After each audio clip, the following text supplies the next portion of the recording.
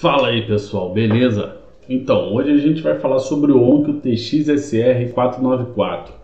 É o modelo mais avançado dessa linha de entrada da Onkyo, dessa linha SR, né? Que existem dois modelos, o TX-SR393 e esse que é o TX-SR494. Já fiz um vídeo falando sobre o TX-SR393. Se você não viu, dá uma olhadinha na nossa playlist aqui que tem lá a playlist da Onkyo, onde você vai acessar eu falando naturalmente dos equipamentos da Onkyo. Então vamos lá, pessoal. Já a mesma coisa, pegada aqui, vou falar rapidamente aqui sobre as especificações principais dele. Depois eu vou falar minhas considerações finais para poder explicar onde ele se aplica, etc. Vamos lá, estou no site da Onkyo, costumo usar o site da própria fabricante para falar uma coisa mais justa. Então, aqui vamos logo pelas primeiras funcionalidades que eles já mostram aqui de propaganda. DTS-X e Dolby Atmos. Ok, um receiver 7.2 canais, já tem os decoders DTS-X e Dolby Atmos. Ótimo, isso é o que a gente precisa hoje em dia ter isso. Hoje em dia é até meio que o mínimo, né, que a gente pede. Tem também a funcionalidade Dolby Atmos Height Virtualizer, que é um virtualizador do Dolby Atmos. Aí é quando você não está usando as caixas de altura Dolby Atmos, e ele faz uma virtualização dessas caixas, usando as caixas que você já tem no sistema. Preparado para 4K 60 Hz e suporta HDR, HDR10, HLG, Dolby Vision. Trabalha também com ARC, não com eARC, mas isso aí a gente vai falar mais na hora ali que eu mostrar o painel traseiro dele. Conectividade Bluetooth, ótimo. Tem que ter pelo menos isso, já que ele não tem conexão com a internet, nem via Wi-Fi, nem via cabo. Então, a conectividade via Bluetooth ajuda muito para você que quer, de repente, botar uma música, tocar uma festa e não quer ligar a TV. Só liga o receiver, faz a conectividade via Bluetooth com o teu celular. Foi. Vamos lá. Vou entrar aqui nas specs dele rapidão. Na verdade, é nas features. Então, aqui ele é um receiver 7.2 canais, perfeito, tá? Naturalmente ele suporta então o formato Dolby Atmos 5.2.2. Ok, é o formato que eu considero o inicial do Dolby Atmos. Apesar de termos o 3.2.2, que na minha opinião eu considero ele mais como uma adaptação e não como um formato inicial. O formato inicial para mim é esse, porque, bom, nas minhas considerações finais eu vou explicar. Potência ele suporta de 80 a 160 watts. Vou falar lá nas considerações finais também, detalhezinho sobre isso. Trabalha com caixas de 4 a 16 ohms, perfeito, praticamente qualquer caixa do mercado hoje, a não ser caixas, isso é importante, que muita gente às vezes me liga perguntando. Aquelas caixas daqueles sistemas antigos, compactos, da Sony, da LG, que vinha com Blu-ray embutido, da Samsung também, aquelas caixas normalmente trabalham com 3 ohms de impedância, então cuidado, tá, se você for usar para isso. Vamos lá. Aqui, em relação ao Dolby Atmos 5.2.2, é o que eu falei que ele consegue trabalhar. Tem aqui o decoder Dolby Atmos e Dolby True HD, perfeito. DTS-X também. DTS Virtual X, que é o equivalente ao Dolby Atmos Height Virtualizer. É a mesma coisa, faz a virtualização, só que pelo formato DTS. Tem aqui o Upmixing da DTS, da Dolby. O Upmix é o seguinte, é quando ele pega, você está assistindo algum conteúdo que não está utilizando todo o seu sistema de caixa. Você está usando as 7 caixas, mas o conteúdo só está te passando em 2 caixas, por exemplo. Você ativa esse Upmix e ele distribui o som para todas as caixas, para você usar tudo, tentando fazer um surround ali, tá? Mas aí é tudo simulado. O calibrador automático, né, para você passar a regulagem automática da sala, para medir a equalização, o espectro sonoro e tudo mais. Beleza? Todos eles vêm com isso, tá? Inclusive o outro. Na conectividade eu prefiro entrar aqui nas fotos, que você já vê logo a traseira do receiver. Então aqui nós temos essa traseira dele, ele tem 4 entradas HDMI, que a gente já consegue visualizar aqui. As 4 suportam 4K, 60 Hz, HDR, HDR10, HLG, Dolby Vision, beleza? Que a gente falou lá na frente. E uma saída HDMI ARC, não é o padrão novo eARC, mas já faz pelo que ele está oferecendo aqui, tá ótimo. Vamos lá. Saída aqui de energia via USB, não é para áudio nem vídeo, é somente energia para você plugar um dispositivo de streaming, tipo um Chromecast ou algo do tipo. Duas conexões digitais, uma óptica, uma coaxial. Se você conectar dessa forma, saiba só que você não vai usufruir do Dolby Atmos, tá? Dolby Atmos só desce via HDMI. Conexão para antena AM/FM, 3 conexões de áudio analógico, os equipamentos mais antigos, dificilmente a gente usa hoje em dia. Tem uma saída aqui zona B, então você consegue ligar um outro amplificador, e desse outro amplificador ele vai amplificar outras caixas para tocar uma zona secundária, tocando o mesmo som que está tocando na zona principal desse receiver, vai tocar lá. No máximo você vai ter a regulagem de volume, não vai tocar fonte diferente da que está aqui. Isso é zona 2, ele tem zona B, beleza? Saída pré-out de subwoofer, saída dual subwoofer, ou seja, na verdade é uma saída, um sinal que é dividido para 2. Poderia ser considerado até um canal, na verdade poderia ser considerado um receiver 7.1, mas eles botam 7.2, mas na minha opinião, para ser ponto 2 teria que ser saída independente, canal independente, não é o caso. Receiver mais de ponta tem essas saídas independentes, alimentadas de forma diferente. E aqui nós temos as conexões para as caixas. E tem algumas coisas interessantes aqui. Primeiramente, você tem as duas conexões das frontais, que são as mais exigidas do sistema. Elas trabalham com aquele borne de rosca, que você pode rosquear e botar o fio aqui, ou o plug banana para a caixa. É uma conexão melhor em termos de segurança, de fixação, do que essa aqui. Mas em relação a botar plug banana ou o fio direto, eu nunca consegui sentir tanta diferença, tá?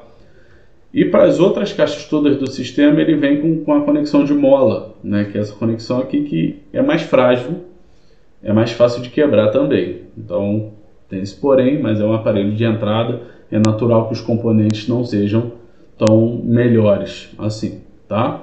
Ele tem aqui a conexão então para as duas frontais, para a central, para as surround e para as height, que são as Atmos. Porém, ele pode se transformar também, olha aqui embaixo, que interessante, para a surround back, para a zona B ou biamplificado. Então, essas duas conexões aqui, nas configurações do receiver, você pode configurar ela. Se você botar ela com o height, ele vai trabalhar com Dolby Atmos 5.2.2. Se você botar ela para surround back, ele vai trabalhar com o sistema tradicional 7.1 canais. Se você configurar ela para a zona B, e aí é uma parte legal, porque aí ele consegue alimentar um outro ambiente sem precisar do outro amplificador, diferentemente do TX-SR393. E ele também deixa que você trabalhar com biamplificação, né? Quando você tem uma caixa biamplificada, ou seja, ela recebe uma dupla amplificação, você consegue configurar esse canal. Só que aí você perde esse canal para uma dessas funções, né? O interessante desse receiver é que ele deixa você utilizar a zona B mesmo tendo o Dolby Atmos. Se você deixar essa conexão aqui configurada para Dolby Atmos, para height, você compra um outro amplificador e você consegue ter uma zona B ainda alimentada por essas conexões aqui. Então é uma boa. Mas se você usar a zona B aqui, você só fica com um sistema 5 canais no sistema principal, beleza? Isso é importante para estar ciente. E trabalha com caixas de 4 a 16 ohms ou de 6 a 16. Você faz na configuração. Se você tiver caixa abaixo de 6, que é a configuração que ele vem, de 6 a 16, você vai configurar ele para 4 a 16, beleza? Vamos pular aqui agora para a frontal dele. Aqui é um receiver bonito, a cara dele é a mesma do TX-SR393, tá, gente? Na verdade, ele é praticamente o TX-SR393, só que ele tem 2 canais a mais. É só isso mesmo que ele tem de diferença, tá? Então aqui eu vou botar o painel mais frontal, aqui. Você tem aqui o botão de energia, né, o power, o otimizador de música, que é uma função da Onkyo, saída para fone de ouvido, 3 botões aqui para modo de audição, Stereo, Movie, TV e Music. Tem o painel aqui, que é, como eu disse lá na outra explicação, é um tamanho bom, é o tamanho tradicional. Isso aqui é importante, parece besteira, mas é bom para você visualizar quando você está sentado no sofá o que está de informação. É importante, né? Eu já disse até na outra explicação que eu gosto muito dos Magnets, mas eles vieram, justamente a parte do design que mais me agradou é a que peca mais porque o visor ficou muito pequeno, ficou só um círculozinho e com pouca informação. Então aqui você tem, por exemplo, quando está Dolby Atmos, essa luz aqui do lado acende. Bluetooth é a mesma coisa. Aqui indica a quantidade de caixas que estão ativas no sistema, a fonte de entrada, HDMI, aqui é o símbolo da Dolby e aqui é o tipo de sinal da Dolby que está chegando, que é o Atmos. Aqui é a tecla de navegação para rádio ou memorizada ou manual e também para navegar dentro do setup, que é que você acessa pelo botão setup. O Enter aqui para confirmar alguma coisa dentro do setup e retorne para voltar. Do lado de cá você tem o botão zona B, A e B na verdade. Você apertando esse botão sequencialmente, a primeira vez que você aperta, ele ativa a zona B e desativa a A. Apertou novamente, ativa as duas zonas. Apertou mais uma vez, volta para A somente. Botão Info, tá? Que é para te dar informação aqui de taxa de transferência de áudio, algumas informações. O Dimmer, que é para controlar a luminosidade aqui do painel, das letras. Tá? Você pode deixar bem fraquinha para quando você for assistir alguma coisa de noite, tudo escuro. Os botões das fontes de entrada, né, do Blu-ray, do game, CBL SAT, Bluetooth, antena AM, FM, etc. Aqui os botões de tom, você pode regular o agudo, o vocal e o grave. O plug para o microfone de calibração automática. E o botão de volume que tem esse design dessa linha TX-SR, que é um design ó, que ele tem uma recuada aqui. É legal, é bonito. É um receiver bonito, tá, gente? Isso não tem como negar. Agora eu vou sair desse site e vou entrar em outro, porque incrivelmente no site da ONC não tem a foto do controle do aparelho. Então eu vou sair aqui rapidinho. Deixa eu só... Aqui, ó. Esse aqui é o controle dele. Tem os botões essenciais, tá? É um controle simples, compacto e para mim é assim que tem que ser os controles. Te dá ali na área dele os botões que você vai usar talvez com mais frequência. Tá? Antigamente vinham controles enormes para os receivers, era horrível.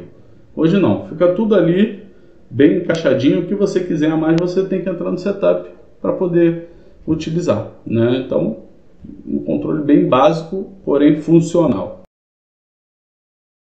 Agora, galera, vamos para minhas considerações finais em relação a ele. Para mim, ele é uma das melhores opções de entrada, ou seja, de custo-benefício para você fazer um upgrade no seu sistema. Você que quer começar a ter a experiência do 4K, do Dolby Atmos, esse receiver para mim é a melhor opção. Ele está aí na faixa de 4.500, 5.200, varia bastante aí o preço dele, mas atualmente é um excelente receiver de entrada. Por que eu prefiro ele ao TX-SR393, que é o modelo abaixo dele? Justamente porque o TX-SR393 te oferece apenas 5 canais. E aí te dá no máximo o formato Dolby Atmos 3.2.2, que para você ter o Atmos nele, você precisa não ter as surround. Já esse 494, ele te dá a opção de ter o Dolby Atmos com as surround também. E eu acho isso muito importante, tá? Mas como eu disse, é um equipamento para entrada, né? Então não é um equipamento que vai te fornecer muita coisa. Você tem que observar, se você for usar para fazer um upgrade, ou seja, você já tem um sistema de caixa que quer fazer um upgrade, observa as caixas que você tem, para saber se ele vai conseguir alimentar elas de forma satisfatória. Então, aqui, aí o que eu vou falar da potência? Vou entrar na potência agora aqui. Vocês estão vendo aqui, ó, que ele informa no site que ele trabalha de 80 a 160 watts. Aí o cara de repente tem uma caixa-torre, putz, vai dar para alimentar minha caixa-torre que é 150. Não. Olha aqui, gente. Eu tenho um outro canal que é Info Audio HD. Eu vou deixar o link aqui na descrição, que eu fiz um vídeo recentemente sobre como ler potência. Aprender a ler a potência na especificação. Então, aqui, galera, é o seguinte, ele bate 160 watts, mas com 10% de distorção harmônica total, que é o THD. Isso é muito ruim. Então, assim, é uma qualidade que você não vai te agradar. Se ele chegar a 160 watts, ele vai estar com uma distorção de 10%, que é horrível na hora de ouvir. Você não vai gostar. Então a potência mais realista, e mesmo assim não é tão realista assim, é essa aqui, 80 watts. Tem um THD de 0,08%, THD ótimo, tá? A THD tem que ser de 0,0 para baixo ali, 0,09, 0,08, 0,07, assim vai. Aqui, ó, ela foi medida a 8 ohms, beleza? A impedância, 20 a 20 kHz, que é a nossa faixa de frequência audível, com 2 canais. Isso aqui, por isso que eu falei que 80 é a quase mais realista, mas não é realista exatamente, porque ele só foi medida a 2 canais, com 2 canais ativos. Você tem 7 para ativar, então você imagina que com certeza vai haver uma queda ainda dessa potência, porque ele não vai alimentar 7 canais da mesma forma que ele alimentou 2, beleza? Então observa bem a caixa que você tem para ver se ele consegue alimentar essas caixas de forma satisfatória. É importante você verificar a sensibilidade da sua caixa. Quanto maior a sensibilidade, mais folga ela dá para o receiver trabalhar. Mas isso não é a única coisa que você tem que ver quando for comprar uma caixa para um receiver, tá, gente? Tem a qualidade da caixa, tem outras coisas que a caixa também tem que ter. Mas a sensibilidade para equipamentos assim, que são fracos, entre aspas, você precisa ter esse equilíbrio da sensibilidade num nível bom. Uma sensibilidade acima de 90 seria mais interessante, tá? Então esse receiver, para mim, é o melhor custo-benefício atualmente no mercado. Trabalha aí para mim com salas de até 20 metros quadrados. Passou disso já começa a ficar meio complicado para ele, tá? Pela força que ele vai ter que fazer, porque você com certeza vai ter que ter caixas mais exigentes para poder alimentar esse espaço. Então cuidado também com o espaço que você vai trabalhar, tá bom? Mas é um investimento muito bom para você entrar nessa área. Para quem é gamer, ele não atinge 4K 120 Hz e nem tem essas novas features aí voltadas para game, como a taxa variável de quadros e etc. Porém, você tem uma saída. Você pode ligar o teu game, o PS5 ou o Xbox Series X, diretamente na TV e retornar o som via ARC. E aí está resolvido, tá? Mas se for ligar tudo nele, ele não é um equipamento preparado para os consoles da nova geração, tá bom?